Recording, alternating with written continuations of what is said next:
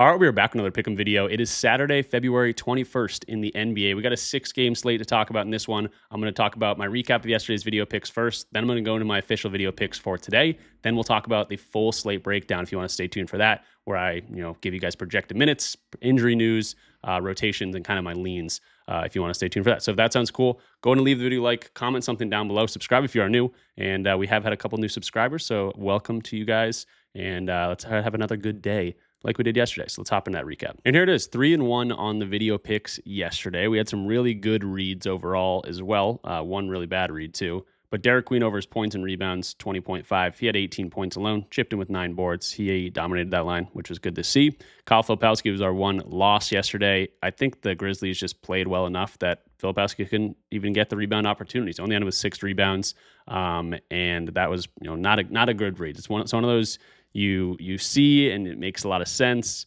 but in hindsight, it was a high line, and I was banking off a couple games that we looked at in the past. So maybe a bad read by me. But Ben Shepherd over his 3.5 threes. He had 5 threes in that thing. He only played 20 minutes, but still got it done for us. And then Jokic over his 1.5 3-pointers. He had 3 3-pointers in the game, but they came all in the first quarter. So another no sweat there. So love to see it. It was definitely a bounce back spot for us. I don't just show my wins. I always show my losses and everything like that. And we're doing pretty dang well on the entire season. We had the bounce back shot opportunity. We took it, and now we're going to try to do it again. So let's hop into the first play of the video, and that starts with Props Madness, which, by the way, is the best research tool out there for player props, especially a visual research tool. Very fun to use, using the filters and everything like that. You're going to see me use it all throughout the video. And if you never used it before, check it out. Use the link in the description down below. It's a link for me. It lets them know that I sent you there, and you get 25% off your first month. Definitely check it out. And we're going to start with DeMar DeRozan, 20.5 PRA. It's a lot of green on the over, but I'm taking the under here, -110 on BetMGM. There's a lot of dudes out. You might think, oh, DeMar DeRozan's going to cook in an instance like this. And he might, but I'm really just leaning into the tank of the Sacramento Kings. They're one of the worst teams I've ever seen in my entire life. You can go to the projected minutes right now. You can see that even with all these guys out, DeMar DeRozan's projected for 23 minutes in this game. And that's kind of what I expect too. This is a huge spread. Going back, this is a 18.5-point spread. This Kings team is horrible. They're playing all their young guys, and DeMar DeRozan and Westbrook are not in good space here to get a lot of minutes because they don't want to win. And they already shut down Sabonis. They already shut down Zach LaVine. They're both getting surgery, I believe. And DeMar DeRozan's probably on his way to about 20 minutes per game from here on out. And this is a blowout spot, so he might get just he got 37-point game last time and 19 minutes in that game. So that's kind of the read here. Not a lot of minutes from a guy like DeMar DeRozan. He might not get there. So if he's going to get 25-plus minutes, we can go ahead and see that with the filters here. Let's see 25-plus minutes. Yeah, he's cooking. 75% of games he's over this. How about 25 or less minutes, which I believe he should get today? Now he's only over in 1 of 9 games. Now, this is a great matchup for him, honestly. In terms of where he scores the ball, he's a mid-range assassin. He always has been. They're dead last in terms of defending that mid-range. I just don't think he's going to see the time in the court. So if he shoots a really good percentage in the 25 minutes or whatever max I think he's going to get, then maybe he's going to get a good spot here. But this is a good defense overall. They don't allow free throws. Isolation, they're very good at too. So those are his top 2 ways of scoring the ball. That's a good defensive scheme. He has played these guys before, and he had a really good game against them, but he played 39 minutes, and I don't think we're going to see that from him. This was back in November when the Kings thought they had a chance. But they don't. They're watch this team. They are so bad, and it's probably going to be a little bit more fun to watch them now that they're playing the young guys. But for the older dudes on this team, it's just sad. DeMar DeRozan, I like the dude, but he's not going to get that much time in the court. I can almost guarantee it. And 25 or less minutes, he's not going to get there very often. Now, if he gets 30 more minutes, still, or let's say he even gets 15, I would say 20 to 30 minutes, still a bad hit rate, 35%. So even if he gets it within this range, we're still looking at a pretty good hit rate. And I'm just going based off the minutes here that I'm projecting, that RotoWire is projecting, and running with it. Against the Spurs, good defense overall. I like it. Next up, we're going to another under here. I usually attack a lot of overs, but seeing some value in some early unders. And it's going to be Jaime Jaquez Jr. under 4.5 assists, +115 is a play against the Grizzlies. Now, the Heat are on a back-to-back, and we did see Tyler Hero return yesterday. The one thing I'm a little bit scared of is Tyler Hero is not in the injury report as of right now. I just looked into it. He only played 23 minutes yesterday, had a really good game, 24 points, looked good, didn't look hurt at all. So he's not in the injury report right now, but he could pop up on the injury report, and that would scare me a little bit. But I think we're getting good plus money, especially if Tyler Hero does go out there and play. We do have Norman Powell back. This team is pretty much fully healthy, despite Terry Rozier being in jail still. He's the only guy on the injury report. So Jaime Jaquez, 4.5 assists with Tyler Hero on the court. We can see that a lot of stuff goes down. His minutes drop by 5 minutes per game. His points drop by 5 minutes a game. His assists drop a whole point. Rebounds, everything's going down with Tyler Hero, and that's going to be mainly because of the minutes. 28.9 average on the season, 24.4 with Tyler Hero in the lineup. So that's kind of the thought here. Again, plus 115, I think maybe for a reason. Maybe Tyler Hero does go out there and play. But even with Tyler Hero without Tyler Hero in the lineup, he's still only over this in 50% of games. So then you got to look at the matchup. The Grizzlies, not great defensively, I will say. But I think with everyone on the court, if Jaime Jaquez is going to get 20 to 30 minutes, what we're expecting today, he's only over this now in 35% of games. He can dime up in a hurry sometimes, but this isn't like a textbook matchup. They defend the paint pretty well. We can actually look at the last let's say 10 games or so. They're very mediocre. It's not like they're the worst defense in the world in terms of allowing assists. So I don't mind it too much. I'm more seeing like maybe this has a 35% chance of hitting, and we're getting a plus 115 price tag. So that's something that I do like to see. Now, if you take into account everyone kind of being active, Davion Mitchell is going to be in here. We'll see a guy like hopefully Tyler Hero. We'll even get, where's Norman Powell in here. The hit rate, again, is going to stay around 30%. So the plus 115 price tag with everyone healthy seems pretty good to me. Again, averaging around 24 minutes per game. I would assume his projected today is around there too off the bench. 25 minutes is the projection. So yeah, should get around 20 to 30 minutes in this thing, even without everyone, any filters of people playing or not playing. We're looking at a pretty good spot here for some plus money. And the way I'm kind of playing this slate is I'm going to do a lot of plays, even on the 6-game slate, but they're going to be a lot of plus money plays, and they're going to be a lot of like not full unit plays. DeMar DeRozan was a full unit play. Jaime Jaquez will probably be like a 0.75, 0.5 unit play. Same goes for Bam Adebayo. I'm taking a look at his over same Heat team. Over 1.5 threes for Bam, plus 110 is the price tag. There was a flip switch for Bam Adebayo at, around 18 games ago where maybe Eric Spoelstra, maybe Bam just said, hey, I got to shoot more threes. We're better like that. And by the way, the Heat are 30 and 27. They're in that playoff hunt, play-in hunt, things like that in the East. And Bam's been great in those games. 60% of the last 20 games, he is over this line. And we're getting a plus 110 price tag against the Grizzlies, who allow a lot of three-pointers. Now, he played these guys a long time ago, back in, I think, October.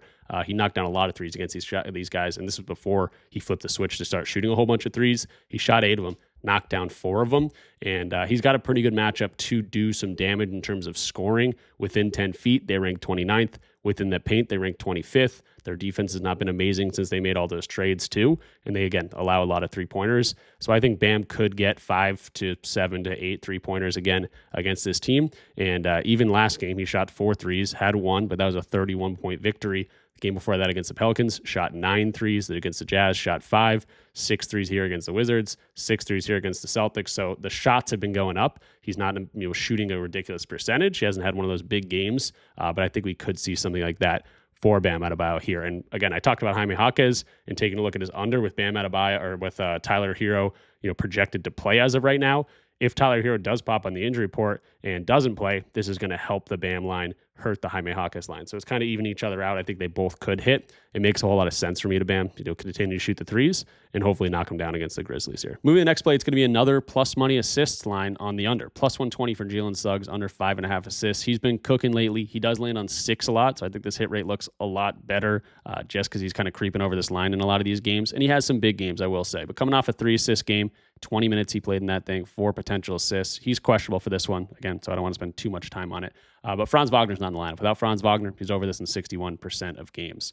But really the under reason here is that he's got the worst matchup pretty much in the world to get assists for guards. How they play defense is they play one-on-one defense. They don't allow a lot of assists in the paint. 9th ranked there, 9th ranked in the mid-range, 4th ranked in terms of above the break threes. And you can see pretty much all these guards not going over their lines over the last month of gameplay. Now, the one guy that did go over recently was De'Aaron Fox, and that's because this Suns team plays Wembanyama very, very well. They double team him, they'll triple team him, which means Fox has a little bit more space to run and make plays. And if Wemby's going to be getting double teamed, triple teamed, then other guys on the wings and cutting will be open. But I don't think they're going to do the same thing for a guy like Paolo Banchero.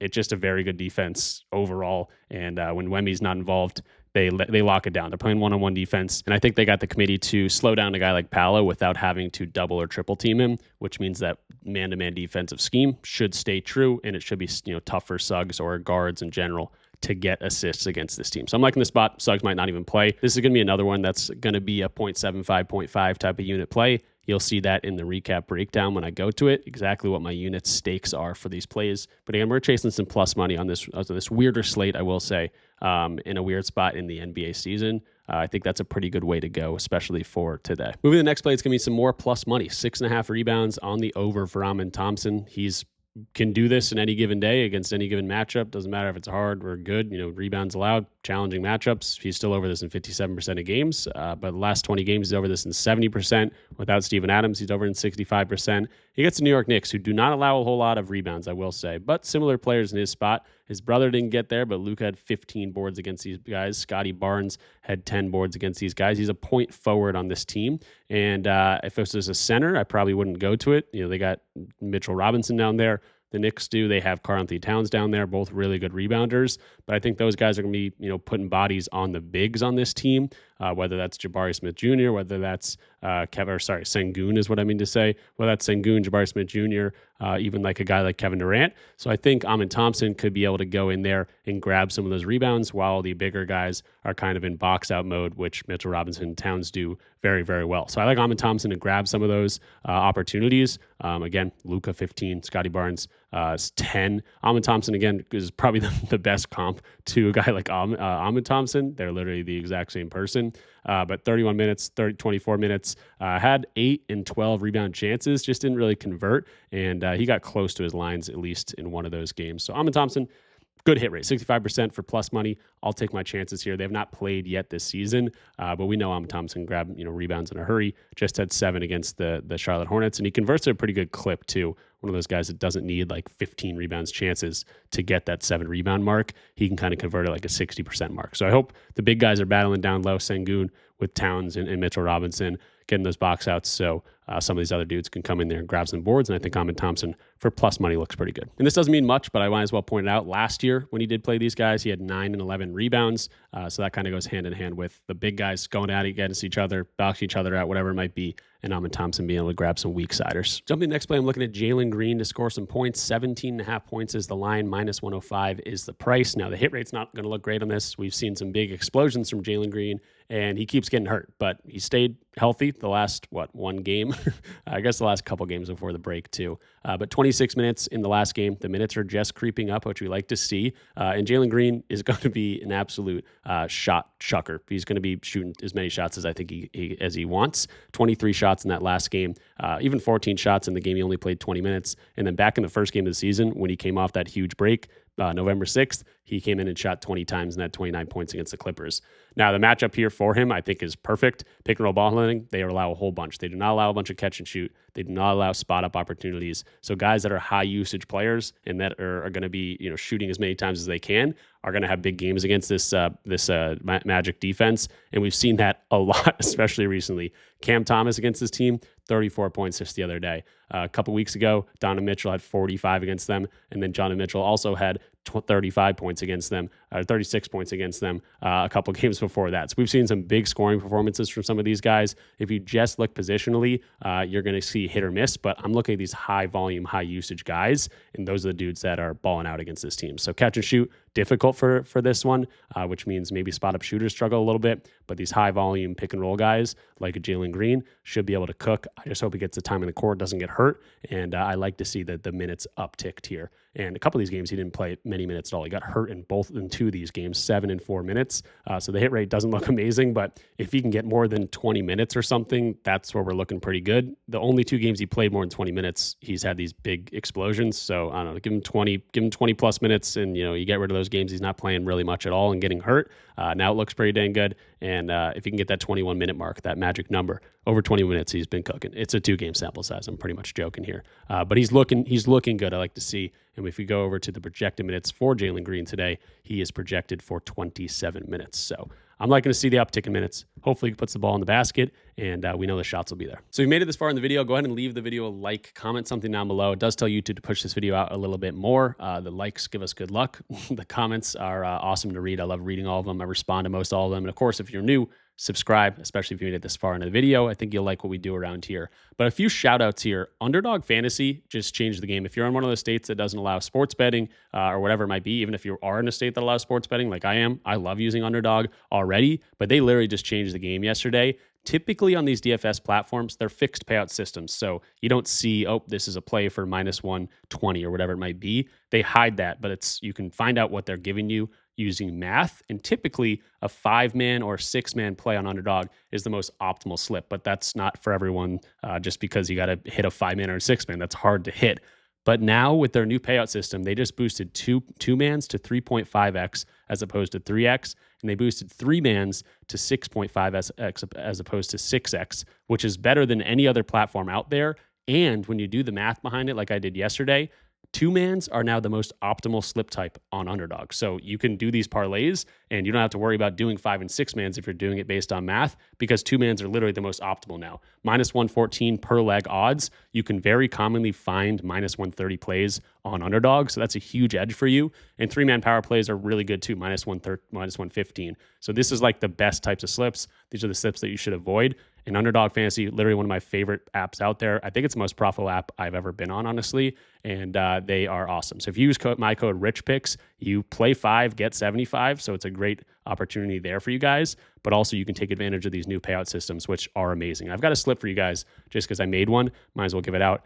Just a 2-man. No picks from the video either. So these are other 2 plays that I do like. Kelly Oubre over 16.5 points, and then DeMar DeRozan under 2.5 rebounds. He doesn't always get 2.5 rebounds anyway, but with the Spurs matchup, horrible rebound matchup for him, and the blowout potential, and him getting less minutes in every single game, I'm liking this spot. And now this is 25 for $87. Underdog is awesome, and they give boosts out all the time. Definitely take advantage of it. Use code RichPicks, link in the description down below to get that sign-up bonus. And while I'm plugging stuff, if you want to track all your bets, use Pickit. It's a free bet tracker for you guys to use. Use code RichPicks and signing up. $3 or $100 just by syncing your first sportsbook. How do I know Underdog is my best DFS platform out there? Well, I can track it using Pickit. I don't have to do anything. They do all the work for you. It tells you how much you're up over the week, month, year, all time. I'm up 550 units, and I know that because Pickit tracks all my plays. And you can see Underdog, I'm up 202.6 units all time on them. And again, they're probably my favorite app out there. And the new payout changes just make it even better. So you'll see links in the description down below. Get Pickit, get that $3 or $100 just by syncing your first sportsbook. It's free for you guys to use. And while you're at it, check out Underdog. Get access to those awesome 2-mans and 3-mans. It's an absolute game changer. Hopefully everyone else follows suit because I think we're going to do pretty dang well with those. But now it's recap time because we talked about a lot of different plays, and a couple of these are going to be 0.5 unit plays, so they're not full unit plays. Just keep that in mind. And with a weirder slate, kind of a weird point in the NBA, I think maybe giving you guys a lot of plays to pick and choose maybe your favorites. If you like my reasoning, maybe go to it. If you don't like my reasoning, you don't have to play it. But DeMar DeRozan under his PRA 20.5, minus 110, full unit play there. Just don't think he's going to get the minutes. Jaime Jaquez under his 4.5 assists. That's, if Tyler Hero does play, looking pretty dang good. Bam Adebayo over some 3s, plus money here too. Both 0.5 unit plays, both the same team, and they don't correlate very well. So 0.5 units, we might win one, we'll lose one. That kind of would suck, but if we win one of them, we're going to be profitable here. And if we win both of them, that could happen too. Jalen Suggs under 5.5 assists, plus 120, great price tag, also 0.5 unit play. He also might not even play, so not spending too much time on that. Thompson to get some rebounds, plus money play here. Love his matchup to get some boards. Has a good history against getting rebounds against that Knicks team. And then Jaylen Green to come in there and just shoot a whole bunch of shots and hopefully make them really good matchup to do so there too. So you can stay tuned. I'm going to talk about the slate a little bit. I'm not going to break it down like I typically do. Just got a little bit of a later start here on a Saturday, sometimes on a Sunday too. So usually I do the full breakdown. Might not get to every game today, but I'll point out some things that are, interesting to me. So if you want to stay, what's going on with my voice? I think I just got possessed by a demon or something. But yeah, let's hop into the breakdown of today's slate. Not going to be as in-depth as it usually is. So first of all, teams on a back-to-back. There are 3 of them. I always point this out because guys that aren't on the injury report might pop up on the injury report. So that's the Grizzlies, the Heat, and the Pelicans. So just keep that in mind. But going over to the slates, I'm going to refresh it because things are always changing. Again, we got 6 games, not a huge slate, not a tiny slate either. Orlando and Phoenix, this is the projected minutes for them. Jalen Suggs is questionable. Got, I think, an oblique injury or something going on. I forget, or maybe he's back. I forget exactly what happened in the last game, but only played 20 minutes. Kind of one of the reasons we're attacking his under. If he does play, maybe he's a little bit more limited. But this is what we got going on for their projected minutes. I got no other leans. I gave you guys a lot of plays anyway, but there's projected minutes and the injury news for that team. For the Phoenix Suns, did I even mention this? Devin Booker is not playing in this game. That's another reason I love Jaylen Green, to have all that volume as the high usage player. That's how the Orlando Magic play defense. They're going to let that high usage player cook, and hopefully that is Jaylen Green. You can look at Dylan Brooks too. I just don't like his lines as much, but his lines at like 22.5. Honestly, I was looking at the over there a little bit as well. But this is what we got going on. No Devin Booker. Grayson Allen also questionable. So if he misses, Jaylen Green just got the green light of all green lights. Philadelphia and New Orleans Pelicans. I was looking at VJ Edgecombe, and of course we attacked Kelly Oubre in the underdog slip. So a couple guys I like there. Here's the projected minutes for that team. We know these three guys are going to get the bulk of the minutes. No Embiid and no Paul George, so Andre Drummond should come in there, maybe grab some rebounds, and he's got a good matchup to do so. For the Pelican side of things, we attacked Derek Queen yesterday. We got some questionable tags. Trey Murphy didn't play yesterday, so this is what we're looking at. A lot of question marks that I'd like to know if they do play or not to attack the Pelicans, especially guys like Yves Missi and Trey Murphy. And by the way, DeJounte Murray kind of looming his return. He won't play a ton of minutes if he does come back, but just something to keep in mind. He might be coming back soon. Detroit and Chicago. This could be a blowout, 10.5 point spread. We know Chicago's not very good. They got a whole bunch of offensive players, not a whole lot of defense, and Jalen Duren is back for the Detroit Pistons. So Cade Cunningham just balled out against that Knicks team. But with Duren back in the lineup, he might go back into that distributing role, but maybe like scoring. He's going to keep cooking. He's got a good matchup to do so. Guys like Duncan Robinson could get hot against this team as well. Pretty good matchup for a lot of the guys. Isaiah Stewart's still out, so maybe Duren absorbs a little bit more time. And again, Duren wasn't hurt. He was just suspended, so he should be healthy and ready to go. Giddey, I was looking at his 5.5 boards just because he is a board machine and his lines really line and it's plus money, but really tough rebounding matchup. And also he's on a minutes limit, 25 projected minutes for him. Anthony Simon's another guy that probably is going to shoot a whole bunch of times with Giddey back in the lineup too. His distributing role probably gets a little bit more limited. He can just go out there and play free, which he just likes to shoot the ball. Going to the Memphis for Grizzlies and the Miami Heat, Ty Jerome probable here. So we saw a lot of Grizzlies sit yesterday. We saw Cam Spencer have 10 assists, something I wish I attacked and something I thought about, but I did not pull the trigger. But with what's his name, Ty Jerome back in the lineup, he doesn't play much. He only plays about 20 minutes, but he's really good in that amount of time, and the Grizzlies split minutes, so it's hard to really decide who else to go to, especially when Ty Jerome is in the lineup. Miami side of things, we talked about Bam Adebayo to get some assists. We talked about Jaime Jaquez, fading him a little bit. We'll see if Tyler Hero plays. Projected play as of right now, but it is a back-to-back. But he looked pretty dang good in the last game. But maybe they want to be a little bit cautious with him. But at the same time, they want to get these wins 30 and 27. They're in the playoff hunt for the East. And, of course, Terry Rozier still incarcerated. Sacramento and the San Antonio Spurs. Bunch of guys for Sacramento that probably won't play a whole bunch, namely DeMar DeRozan and Westbrook, both projected for 23 minutes. That's probably what they'll get, even in a close game. They don't play these guys much. Sabonis and Zach LaVine done for the season. Expect guys like Nick Clifford to come in and play a decent amount. Maxime Reynard, just picked him up on my fantasy team. He'll be the starting center in that team for a while, probably the next 2 months or whatever, 3 months for their season. And then Keegan Murray should have the green light. He's kind of like the only bright spot in this team right now. Him and Nick Clifford, maybe like Reynard if you're a Kings fan, but not a whole lot to like about the Kings. Keegan Murray, I guess the bright spot. He'll probably have a green light. Sacramento side or San Antonio side of things, we got Wemby in the lineup. He's active and ready to go. No Plumlee, who they think they just picked up. But I got no really leans on this game. It could be a blowout. And the Spurs do not play their guys in blowouts. We attacked Stephon Castle the other day. Great matchup. He was playing well. We only got 21 minutes, so he couldn't get over his lines.